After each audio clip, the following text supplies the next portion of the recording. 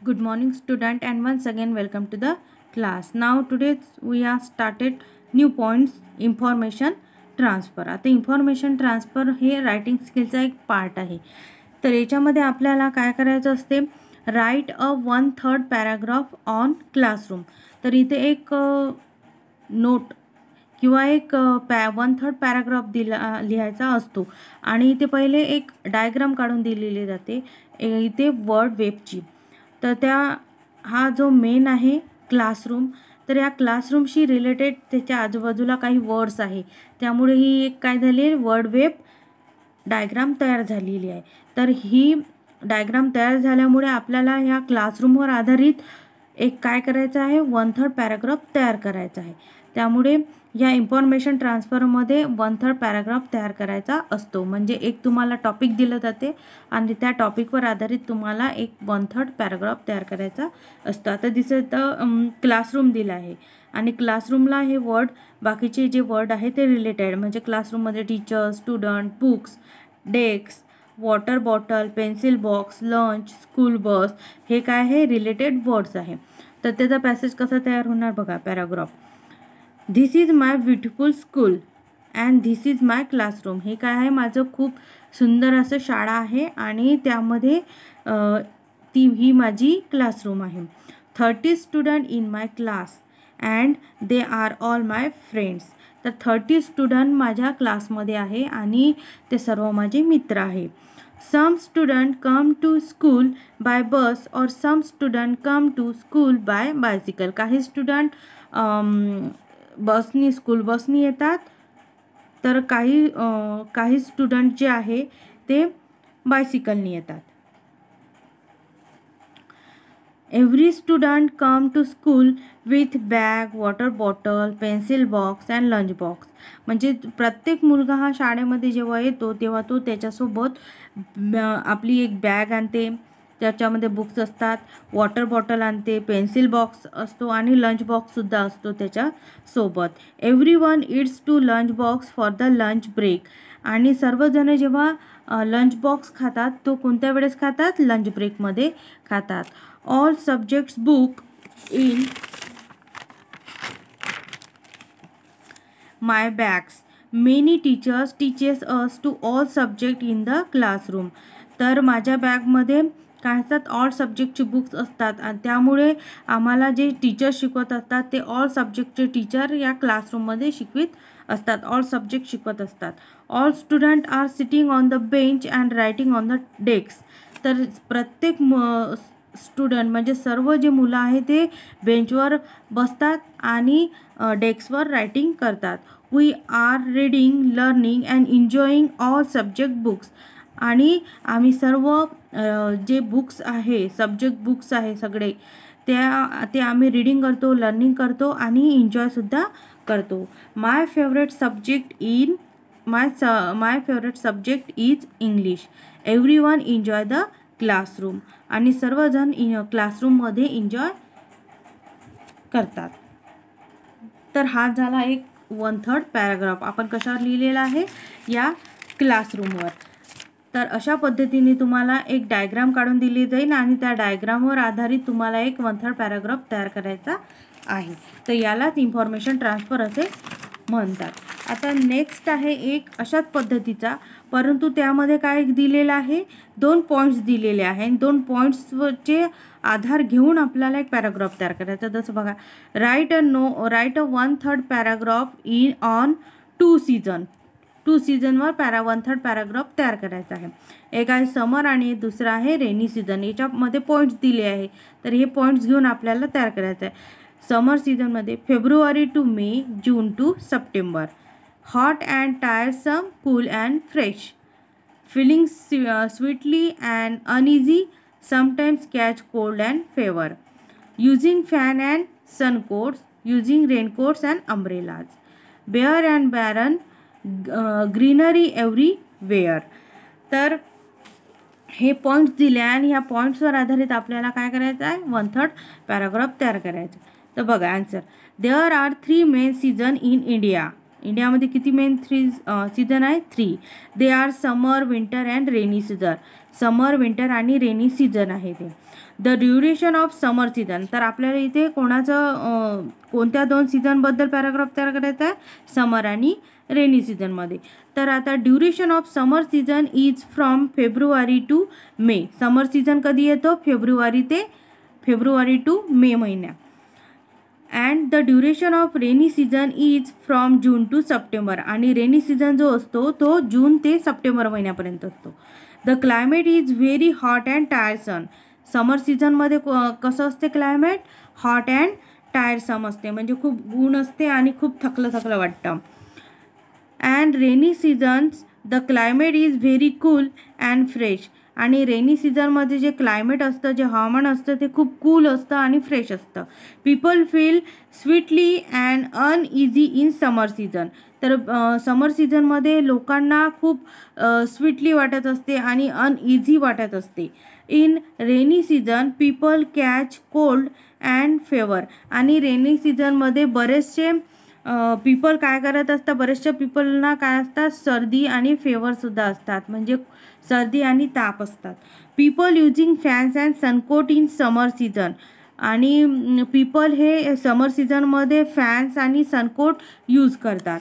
And in rainy season people using raincoats and umbrellas.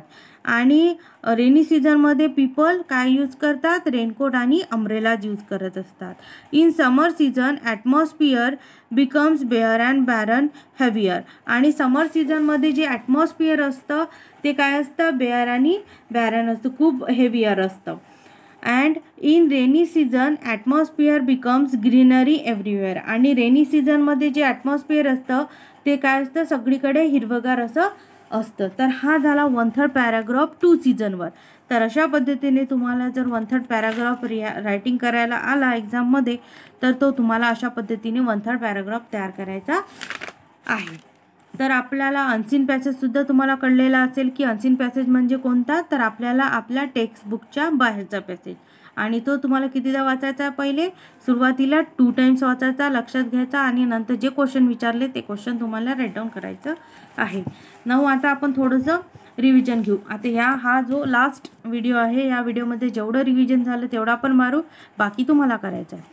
My first roller कोस्टरचे मी सर्व जे example आहे ते question आहे ते सर्व मी लिहून दिलेलं आहे. आता फिल इन द ब्लँक्स आहे, तर फिल इन द ब्लँक्स जे आहे ते आपण लिहून घेतलेले आहे आणि इथे टिकसुद्धा केलेले आहे की कोण कुठे गेलं. It is good to step out of your comfort zone. आणि हे जे फिल इन द ब्लँक्स आहे ते तुम्हाला करायचे आहे. त्याचप्रमाणे क्वेश्चन ॲन्सर द क्वेश्चन आहे, तर हे प्रत्येक क्वेश्चन मी तुम्हाला राईट डाऊन करून दिलेले आहे. ते क्वेश्चनसुद्धा तुम्हाला लर्न करायचं आहे की how old was narrator when she road the roller coaster for the first time. जेव्हा ती रोलर कोस्टरवर फर्स्ट टाईम बसलेली होती तेव्हा ती नरेटर किती वर्षाची होती. आणि नंतर आहे क्वेश्चन की जेव्हा ती the narrator did not want to go to the ride at first. तिला म्हणजे नरेटरला जेव्हा ती पहिल्यांदा फर्स्ट रोलर कोस्टरवर बसलेली होती तेव्हा तिला पहिल्यांदा त्या रोलर कोस्टरवर जायचं नव्हतं. अँड नंतर मग how she planning to spend her time instead. आणि नंतर तिने प्लॅनिंग करून जेव्हा तिचा जो टाईम आहे तो कसा घालवला. आणि डिस्क्राईब व्हॉट द नरेटर सॉ as she walk pass the ride. आणि ती नरेटर जी होती तिने कसं डिस्क्रिप्शन केलं की जेव्हा ती वॉक म्हणजे पहिल्यांदा गेली फास्ट द राईड तर तिने काय हे केलं. तर हे अशा प्रकारचे जे क्वेश्चन आहे ते तुम्हाला काय करायचं आहे? लिहायचं आहे. आणि आता जसं आता हा क्वेश्चन आहे, या go with mom I shall take your hat. तर हे जी लाईन आहे तर यावर आधारित समजा एखादा क्वेश्चन विचारला तुम्हाला, who spoke these words and to home. म्हणजे हे शब्द कोणी कोणाला म्हटलेले आहे तर ते तुम्हाला आन्सर राईट डाऊन करता आलं पाहिजे. अशा पद्धतीने ते सगळे जे क्वेश्चन तुम्हाला दिले आहे ते लर्न करायचे आहे. आणि ग्रामर सेक्शनमध्ये OW साऊंड आहे, त्याच्यामध्ये पार्ट ऑफ स्पीच आहे. पार्ट ऑफ स्पीचमध्ये आपण बघितलं की पार्ट ऑफ स्पीच किती आहे, 8 प्रकारचे आहे पार्ट ऑफ स्पीच. ज्याच्यामध्ये नाऊन आहे. नाऊन म्हणजे काय असते की नाऊन म्हणजे कोणत्याही व्यक्तीचे, प्राण्याचे, ठिकाणाचे, वस्तूचे, पदार्थाचे, कल्पनेचे, भावनेचे, गुणांचे अथवा अशा कशाचेही नाव सांगणाऱ्या शब्दाला आपण काय म्हणतो, नाऊन असे म्हणतो, नाम असे म्हणतो. तर अशा प्रकारे इथं नाऊन दिलेलं आहे. मिया, सिंगापूर, एलिफंट, बुक, फ्रीडम हे काय आहे, सगळं नाऊन आहे. म्हणजे याच्यात कॉमन नाऊन पण आहे, ॲब्स्ट्रॅक्ट नाऊन पण आहे, प्रॉपर नाऊन पण आहे. असं वेगवेगळे 5 टाईप्स आहे नाऊनचे. ते 5 टाईपचे नाव इथे आलेले आहे या नाऊन्समध्ये, एक्झाम्पलमध्ये. नंतर आहे प्रोनाउन्स. प्रोनाउन्स म्हणजे सर्वनाम. सर्वनाम म्हणजे जेव्हा आपण एखाद्या सर्वनाम जी आहे, नाऊनच्या ऐवजी वापरल्या जाणाऱ्या शब्दाला आपण काय म्हणतो, प्रोनाउन्स म्हणतो, म्हणजे सर्वनाम म्हणतो. जसं आपण नाऊनच्या ऐवजी काय यूज करतो, I, we, you, he, she, it, they, me, us, him, her, them हे यूज करत असतो आपण प्रोनाउन्स. नंतर आहे व्हर्ब. व्हर्ब मीन्स क्रियापद. तर क्रियापद हे ज्यामधून वर्ड्समधून ॲक्शन किंवा इव्हेंट्स किंवा स्टेटची आपल्याला स्टेटची भावना जेव्हा येते किंवा या वर्ड्समधून आपल्याला एखादी क्रिया दर्शवल्या जाते किंवा एखादं घटना आहे ती घटना दर्शवल्या जाते, तेव्हा आपण ते व्हर्ब यूज करत असतो. आणि ते व्हर्ब मीन्स क्रियापद. जसं आता read, eat, sing, fall, give, drive, live, believe, remain हे काय सगळं व्हर्ब आहे. नंतर ॲडजेक्टिव्ह. आता ॲडजेक्टिव्ह मीन्स विशेषण. तर विशेषण आपण हे कधी यूज करतो, जेव्हा नाऊन किंवा प्रोनाउन्स यांच्या बदली आपण हे ॲडजेक्टिव्ह यूज करत असतो. जसं आता टॉल आहे, कोल्ड आहे, हॅपी आहे, सरप्राईज, ब्रेव, मडी हे काय सर्व ॲडजेक्टिव्ह आहे. नंतर आहे ॲडवर्ब. Adverb means क्रियाविशेष. तर ॲडवर्ब हे नेहमी लक्षात ठेवायचं की ज्या शब्दाला LY लागला तो LY लागणारा शब्द म्हणजे ॲडवर्ब. तर हे नेहमी लक्षात ठेवायचं. प्रेपोजिशन. प्रेपोजिशन मीन्स शब्दयोगी अवयव. आणि ह्या प्रेपोजिशनमध्ये in, at, of, across, between, with हे वर्ड्स यूज केल्या जाते. तर कंझप्शन. कंझप्शन मीन्स याच्यामध्ये and, but, or, because, although, until, either, or हे वर्ड्स यूज केल्या जाते. याला कंजक्शन मीन्स उभयान्वी अवयव. आणि हे इंटरजेक्शन आहे. Interjection means hurray, oof, oops, whoo हे काय आहे, हे इंटरजेक्शन मीन्स केवळ प्रयोगी अवयव आहे. तर अशा प्रकारे हे ग्रामरचं करून ठेवायचं. म्हणजे आता तुम्हाला विचारलं एखादं की which part of speech is underline words is, तर ते बरोबर लक्षात आलं पाहिजे की हे याचं पार्ट ऑफ स्पीच आहे.